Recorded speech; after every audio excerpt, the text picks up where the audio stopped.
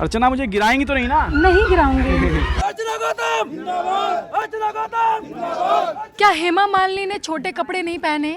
क्या हेमा मालिनी ने एक्टिंग नहीं की?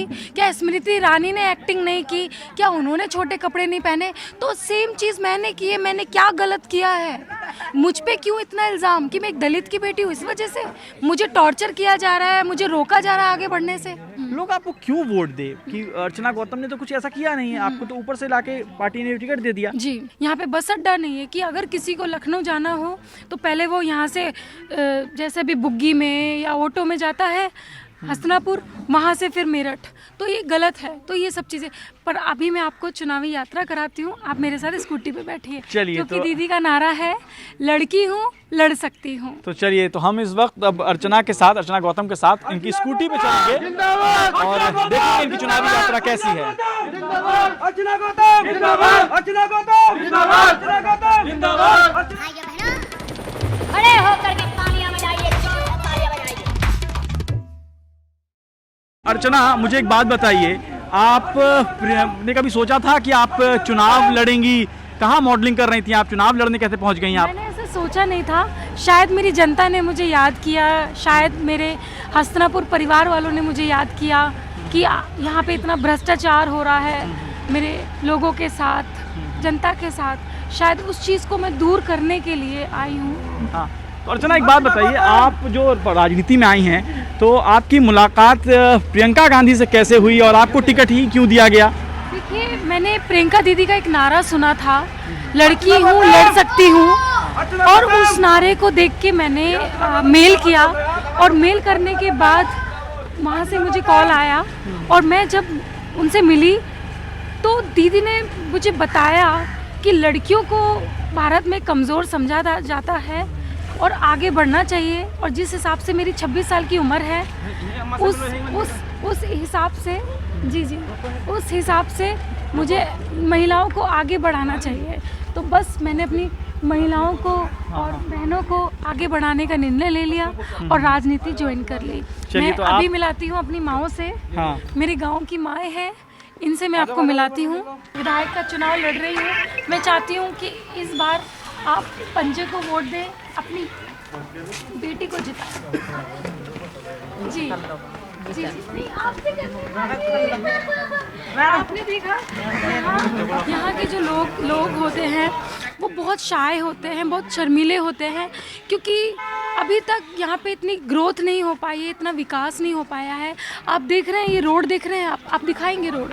हाँ बिल्कुल। ये आप रोड देख रहे हैं, ये अभी तक विकसित नहीं हो पाई है। अभी तक हसनापुर गांव है।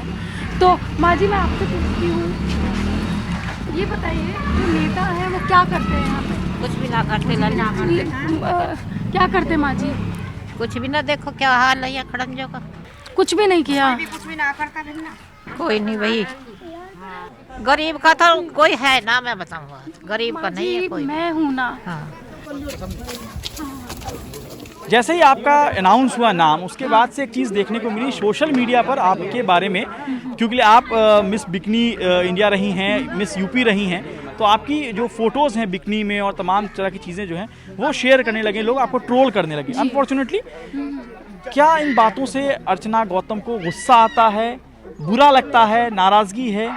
नहीं, मुझे गुस्सा नहीं आता, नाराज़ भी नहीं होती। मुझे ना हंसी आती है कि लोगों की सोच इतनी गंदी हो चुकी है महिलाओं के लिए कि उनको सब चीज़ें गंदी दिखाई देती है। और मैं डरती भी नहीं हूँ, मैं आगे बढ़ रही हूँ, यहाँ के लोगों से पूछ रही हूँ।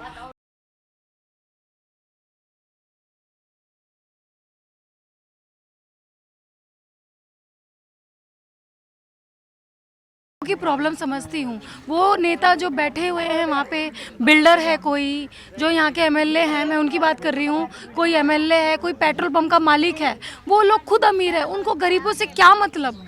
पर मैंने गरीबी देखी है। मैं जब भैंस का दूध निकालती थी अपने घर में, मैंने वो चीज़ देखी है।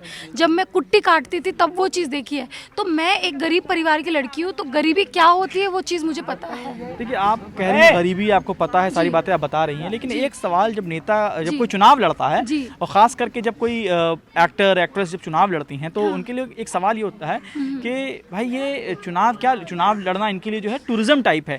अगर जीत गए तो ठीक है, फिर यहाँ से जीतने के बाद फिर चले जाएंगे अच्छी जगहों पे, और फिर अगर हार गए तो फिर पैकअप। उसका मैं आपको एक तरीका बताती हूँ गैस करने का। देखिए, हेमा मालिनी को टिकट मिला एमपी का, वो कहाँ की है? साउथ की। ठीक है, मैं कहाँ की हूँ? मैं हसनापुर की हूँ, मेरा घर हसनापुर में है, मवाना की मैं रहने वाली हूँ। ये नंगला हरेरू, ये पलावदे से आगे पड़ता है, वहाँ पे मेरा पैदाइश है, मैं वहीं पे पैदा हुई हूँ। मेरठ पे मेरा घर है, परतापुर पे, तो मैं तो यहीं की रहने वाली, मेरा तो घर है यहाँ पे। मैं मूवी की है, मैंने एक्टिंग की है, बट वो एक टाइम के लिए मैं गई, 5 साल में अपना करियर बनाया, मैं वापस आ गई। आपके पास पॉलिटिकल जो एक्सपीरियंस है वो ज़ीरो है। जी। ठीक है, और बहुत सारे जो नेता यहाँ हैं ऑलरेडी, वो पहले से यहाँ पे ज़मीन पे काम कर रहे हैं, उन्होंने धरना दिया है, पुलिस के डंडे खाए हैं, बहुत सारी चीज़ें आपकी पार्टी के बहुत सारे नेताओं ने किया है।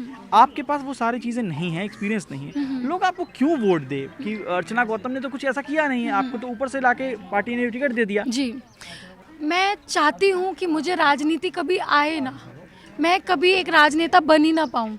मैं एक बेटी हूँ और मैं एक बेटी बन के ही मैं लोगों का भला करूँगी, लोगों की सेवा करूँगी, क्योंकि मैं अपने ऊपर एक ठप्पा नहीं लगाने वाली हूँ कि भैया ये तो नेता है, मुझे नेता बनना ही नहीं है। अगर मैं नेता बन गई तो मैं उन भ्रष्ट नेताओं की तरह मैं बन जाऊँगी। अर्चना गौतम के बारे में पढ़ रहा था कि आपको हेलीकॉप्टर से यहाँ आना था। जी।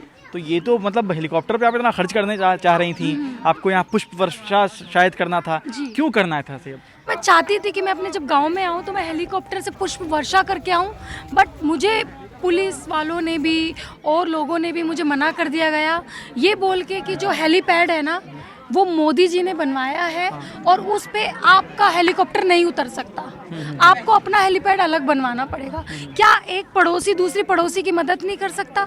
क्यों मैं एक दलित की बेटी हूँ, इस वजह से मुझे हेलीकॉप्टर पे उतरने नहीं दिया गया? पुष्प वर्षा करना चाहती थी, इस वजह से उन्होंने मुझे पुष्प वर्षा अपने गाँव के परिवारों पे, मेरा गाँव के लोगों पे। एक बात बताइए, हस्तिनापुर से कांग्रेस की हालत बहुत बुरी रही है। जी। मुझे लगता है शायद 1985 के बाद कांग्रेस यहाँ पे जीती नहीं है। जी। आप और उसके बाद 1985 के बाद शायद ही मुझे लगा होगा कि हस्तिनापुर में कुछ काम हुआ है। जो भी काम हुआ है इंदिरा गांधी जी के टाइम का हुआ है और कांग्रेस के टाइम का हुआ आप है। क्या कीजिएगा? मैं आऊँगी, मैं चीज़ें बदलूंगी। यहाँ पे नेताओं ने ऑटो खोल रखे हैं अपने साधन के लिए, सिर्फ पैसा कमा रहे हैं यहाँ के नेता। सरकार बीजेपी की है, केंद्र में भी, राज्य में भी और हस्तिनापुर में भी। तो जब आपकी सरकार है तो आपने 5 साल किया क्या? सिर्फ 5 मुद्दे मुझे बता दीजिए कि आपने 5 चीज़ें जनता के लिए की है, सिर्फ 5 मुद्दे, कोई जवाब नहीं है। एक पुल बनवाया उन्होंने हस्तिनापुर में, वो भी बह गया सारा। वहाँ पे हस्तिनापुर में बाढ़ आती है और हर बार बाढ़ आके गन्ने की खेती बर्बाद होती है, किसानों का नुकसान होता है। इस चीज़ पे केंद्र सरकार कुछ सोच नहीं रही है। तो आप इन मुद्दों पर वोट मांगेंगी, है ना? मुद्दों पे वोट तो मांगूंगी नहीं, धरना करूंगी, अपने लोगों को ले जाके धरना करूंगी। ठीक है, फिर चाहे वो सांसद में बैठूं धरना करूं, चाहे मैं दिल्ली में करूं।